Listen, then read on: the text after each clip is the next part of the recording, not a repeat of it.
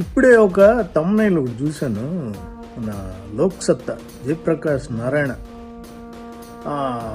జగన్ గారు ఉన్నప్పుడేమో అసలు చించుకునేవాడు.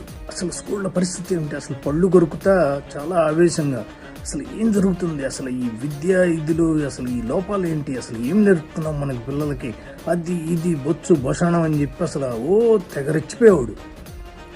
ఈరోజు ఒక స్కూల్లో ఎక్కడో ఒక విద్యార్థి ఎన్టీఆర్ జిల్లాలో ఒక టీచర్ని కొడితే వీడు కూర్చుని ఇరాన్ గురించి సొల్లు చెబుతున్నాడు. ఇరాన్ యుద్ధం గురించి వాళ్ళు పడుతున్న, అరే బాబు హిందీ ఇంగ్లీష్ తెలుగు ఛానల్స్ అందరూ చెప్తున్నారు, నువ్వు ఎక్కడో యూట్యూబ్ ఛానల్లో చోట కూర్చుని మళ్ళీ నువ్వు చెప్పే సోదేంది మాకు అర్థం కాదు. నువ్వు మిగతాయి మాట్లాడు, లడ్డు విషయం మాట్లాడలేదు ఇప్పుడు దాకా, ఓకే, ఆ బీఆర్ బాబీ గురించి మాట్లాడలేదు, ఇంతవరకు ఏమీ మాట్లాడలేదు నువ్వు బయటకు వచ్చి. ఆ వ్యాపార సంబంధాలు ఆ లావాదేవీలు ఎందుకున్నాయి అనేది ఎప్పుడన్నా ప్రశ్నించావు బయటకు వచ్చి? లేదు. నీకెందుకు రా ఇరాన్ యుద్ధం గురించి?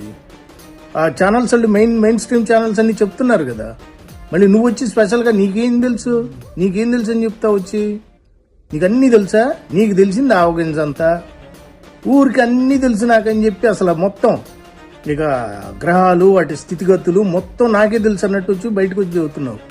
ముందు ఆ పిల్లల్ని కొట్టాడంట, ఒక 10th క్లాస్ పిల్లలు ఒక టీచర్ని కొట్టారు గవర్నమెంట్ స్కూల్లో.